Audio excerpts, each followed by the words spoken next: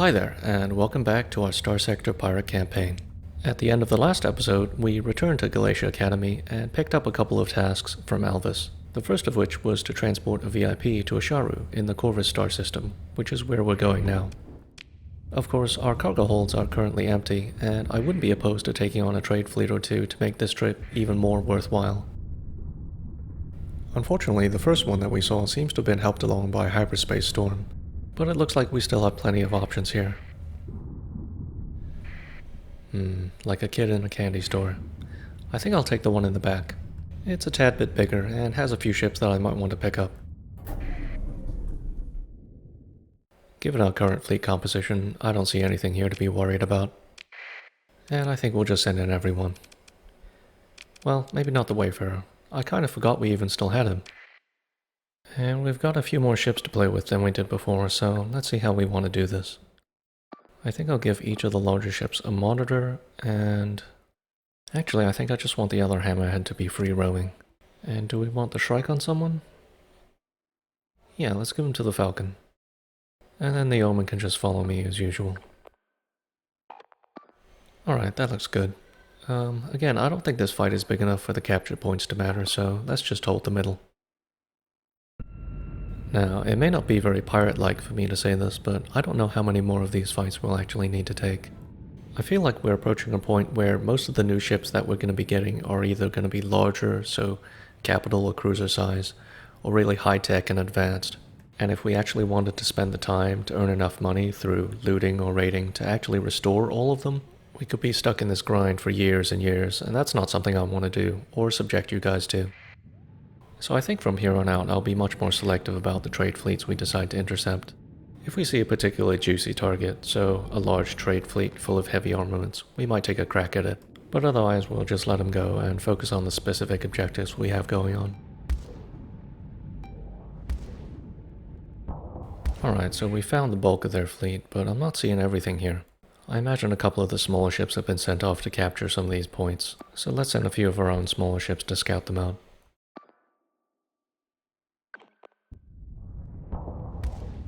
This Griffin is really trying to keep us at long range, and his flanks are covered, so we're going to have to find an opening somewhere else.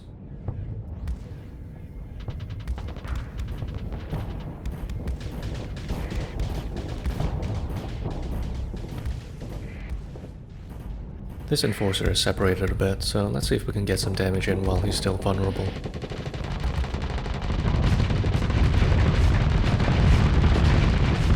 It doesn't look like anything is moving in to support him. Sorry, buddy, I guess they weren't your friends after all.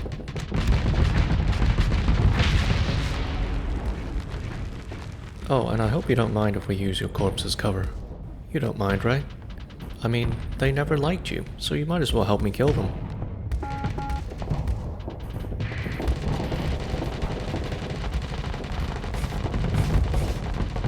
Or maybe I was wrong. This other Enforcer is extremely upset.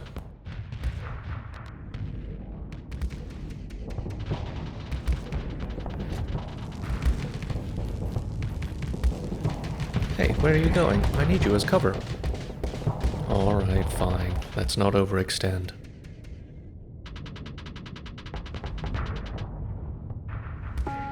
Alright, I think it's time to get the rest of the fleet involved. Everyone get on this Enforcer.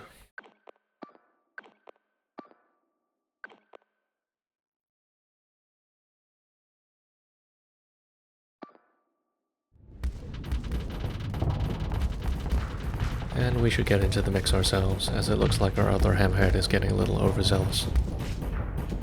And the Eagle is a little bit out of position at the moment, so let's see if we can pressure this Griffin.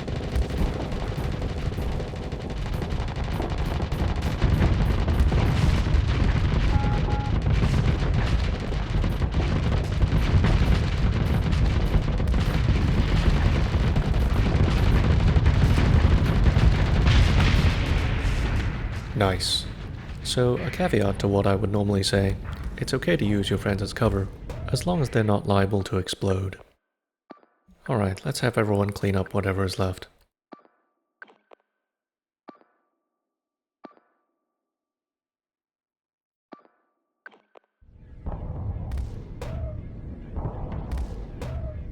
One of the suggestions that I've received recently is that I should simply fly the Conquest, and that's a pretty good idea, but the simple fact of the matter is, I'm terrible with it.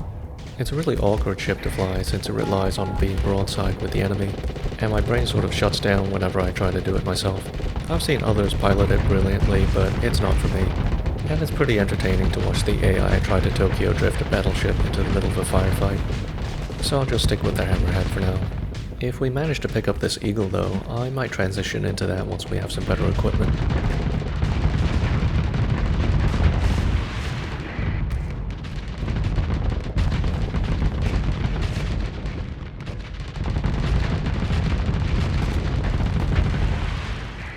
Alright, anything left? Looks like a couple of smaller ships here and there.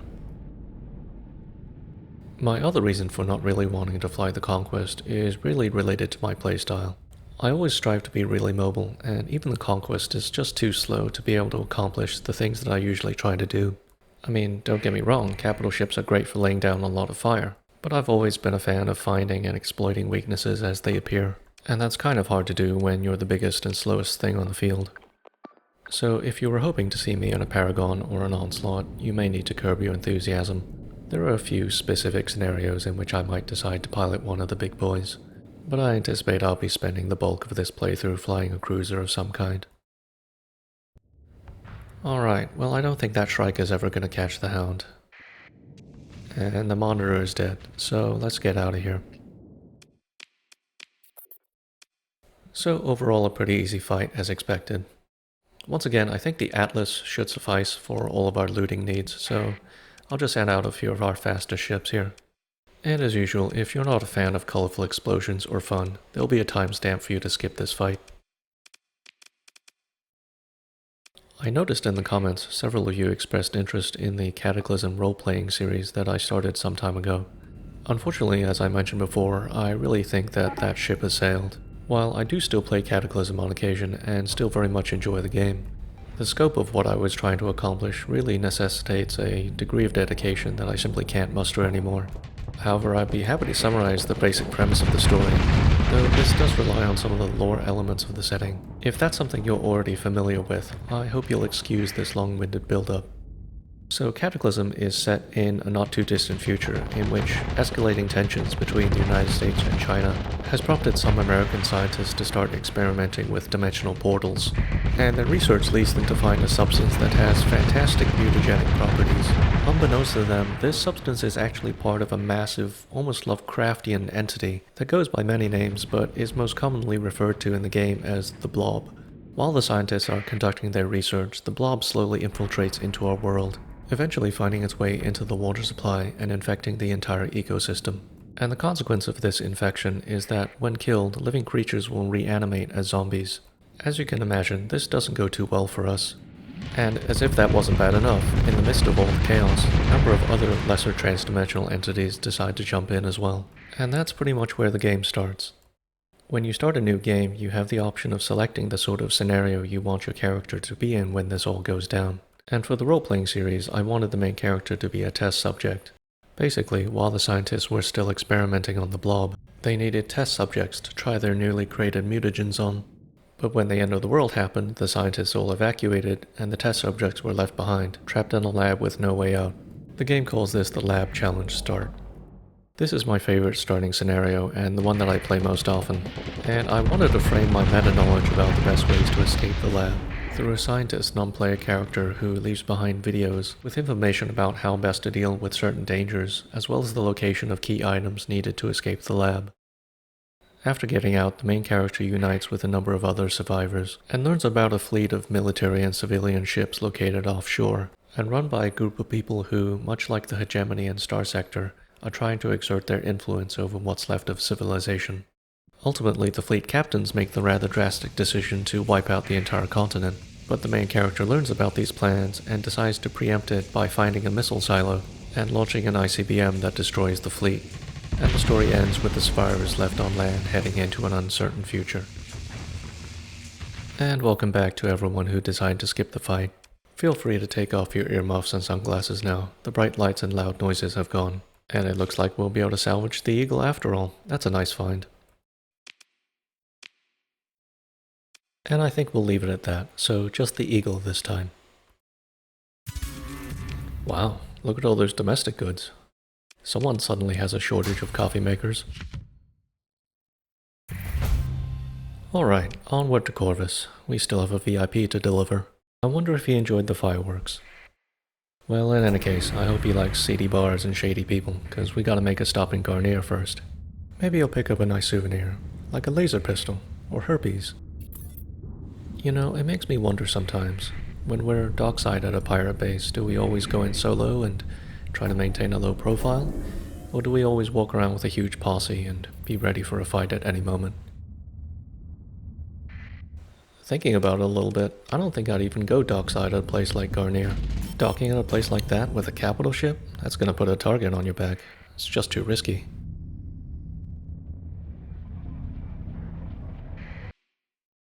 Alright, so I've started the process of outfitting this eagle, and we're in the very familiar situation of not having everything we need to do everything we want it to do. So for now, it'll just have graviton beams in the medium energy slots, a mishmash of medium ballistic weapons in the front, and point defense lasers in the back. And we'll round that out with our usual array of hull mods, with any points we have left over going into enough vents to counter weapon flux, and then capacitors. That last battle also got our first officer enough experience to get all the way up to level 5, so we're going to give him range specialization, reliable engineering, gunnery implants, and I think shield modulation. So a few skills to complement his already very long capital ship range, and something for his defense. We'll also make range specialization elite for him, so he has a better chance of hitting targets at maximum range. While we're here, I might as well build in this Falcon's other hull mod. I know I mentioned previously that I was looking to start conserving story points, but, well, I've changed my mind. I have no intentions of discarding this thing in the near term, and having the extra ordnance points to throw around will definitely improve its longevity. And finally, I actually remembered that we still have this Wayfarer in our fleet. Unfortunately, I don't think it's doing that much for us anymore, so I think it's time that we sent it off to a long and fruitful retirement as a pizza delivery shuttle. And now we can finally get that VIP to Asharu. Hope you had fun, buddy. Oh, and don't worry about the rash, that's normal. Half the crew has something like that. We'll get you something to put on it. So we've attracted the attention of a couple of patrols here. But as I mentioned before, we're going to try and avoid fights from here on out, unless they're going to net us a lot of money, or have the potential to give us a ship that we want. Alright, how are you fine folks doing? What do you mean what happened to him? He had that when he came on board, I'm sure of it. My medics are very thorough. You know what? I bet it's that Provost Baird. She lets those kids run wild. You should send her a strongly worded email or something. You know what? I heard that one time she even let a student... Well, while we were talking our way out of that mess, some rather interesting political developments occurred. So one thing that can happen with the Nexerelin mod is that two major factions will actually form an alliance with each other. In our case, that happened to be between the Hegemony and Tritachyon Corporation, which is odd. But who am I to question their love? Besides, we have another mission to do. Elvis wants us to recover a probe for him, and this one's actually going to take us outside the core worlds. So I've fully stocked up on supplies, fuel, and crew, and I also got some volatiles in case we need to use that neutrino detector skill. I also think we're going to make a pit stop over at Thule, as that's the last pirate base in the core worlds heading in that direction. So that's where we're heading now. While we're en route, I might as well answer a question or two. So, that guy asked on the previous video how I come up with names for ships. And I do have a sort of naming convention that I normally stick to. So frigates are normally named after small mundane animals like mouse or grasshopper, while destroyers are named after larger animals like crocodile or rhino. For cruisers, I typically use the names of mythological creatures like Valkyrie or dragon. And capital ships get longer, more unique names like Herald of Fire or Daughter of the Stars. And I'll sometimes make exceptions for ships that are particularly powerful or rare for their size. And also for flagships, so for example the brawler that I was flying before is called Manticore. If you're ever starved for ideas, I would suggest looking up a list of mythological or legendary creatures on Wikipedia. You've got literally thousands of years worth of made-up creature names to choose from, so I'm sure you'll find something that suits your fancy. Alright, I think we're pretty much set.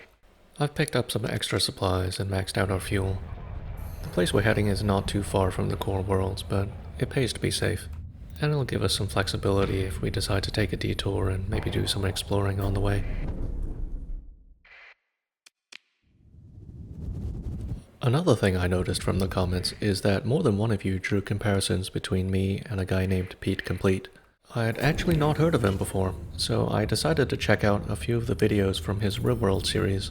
And I must say that he and I do sound somewhat alike, though I am still flattered by the comparison, as he's clearly been doing this quite a bit longer than I have. So thank you for bringing his channel to my attention.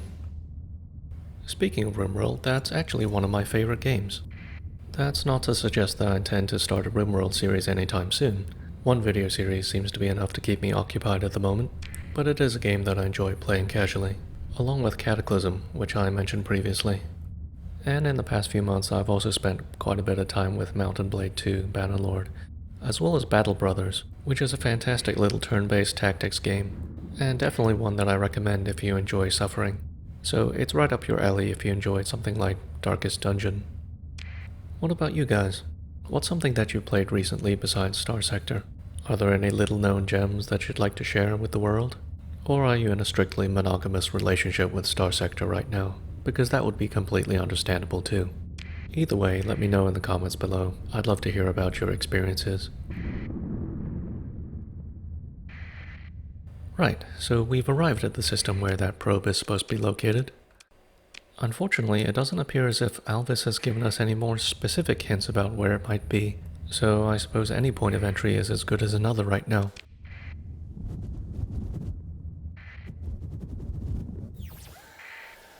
Okay, so this system is pretty big, and our active sensor burst doesn't seem to have picked up anything. Let's put that neutrino detector skill onto our skill bar and see if it picks anything up. So the way the skill works is that a glowing ring will appear around your fleet, and any objects within the system will create a bump in this ring proportional to its size.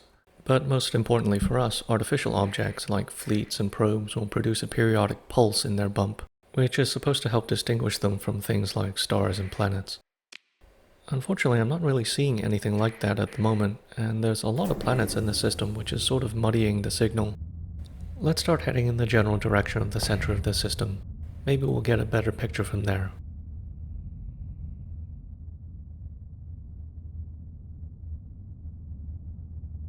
So I'm seeing a bit of a pulse from the southeast. It's kind of hard to tell if it's just natural fluctuations in the signal or an actual ping at the moment. But it's all we have to go by, so we might as well check it out. And I might periodically turn off the neutrino detector while we're in transit. It's continuously depleting our volatiles anytime it's on, and we do have a rather limited supply of this stuff. Also, check out our notifications in the bottom left. It looks like the field repair skill removed faulty power grid from our conquest, which is fantastic. Oh, that's an unexpected discovery. Well, I guess we might as well take a look.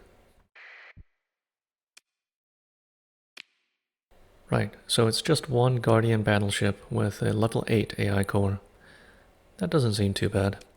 Since it's just one enemy and it's not particularly fast, I think we can take a hammer and anvil approach here. Basically, we'll have one ship, probably me, go in and try to absorb as much damage as possible, while the rest of the fleet closes in from the rear. And we'll start with our usual strategy of having the smaller ships form up on the larger ones.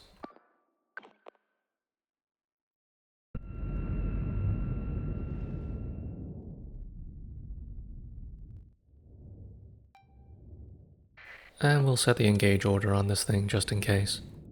Dealing with the game's AI can sometimes be a futile endeavor, but you never know. Sometimes it's just having a particularly good day and actually decides to take instruction. Okay, so I'm not really sure yet which part we're going to play. Let's close around the back and see which way it decides to turn. Yeah, looks like we're going to be the anvil today. Let's hope the rest of the fleet can do some damage while they're in a good position.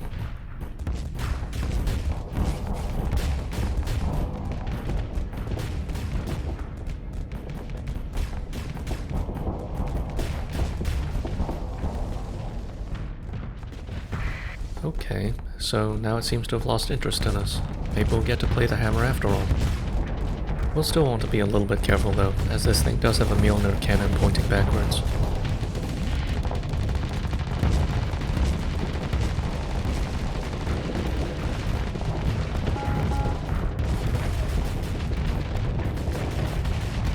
Alright, well I hate to get in the way of our conquest here, but I do want to cut across so we can stay behind it.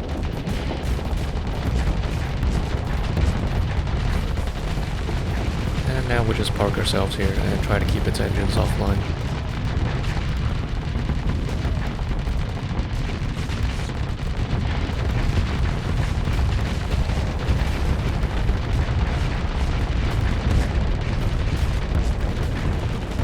Hey, Monitor, when I told you to tank, this is not what I meant. Alright, not too bad overall.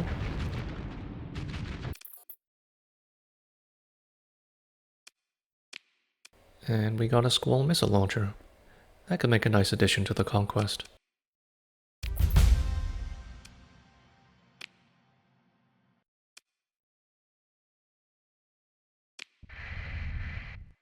Right, so that's taken care of. But I don't think that's where the sensor ping was coming from. Let's check the map real quick. Yeah, there's still something further down.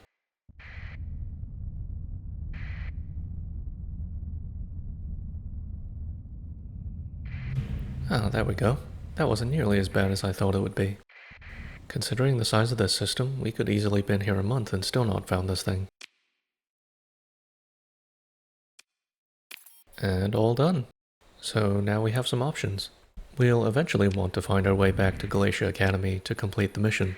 But we still have plenty of supplies and fuel, so we could spend some time exploring as well. Let's save our decision for next time. Until then, thank you so much for watching, and I'll see you out there in the sector.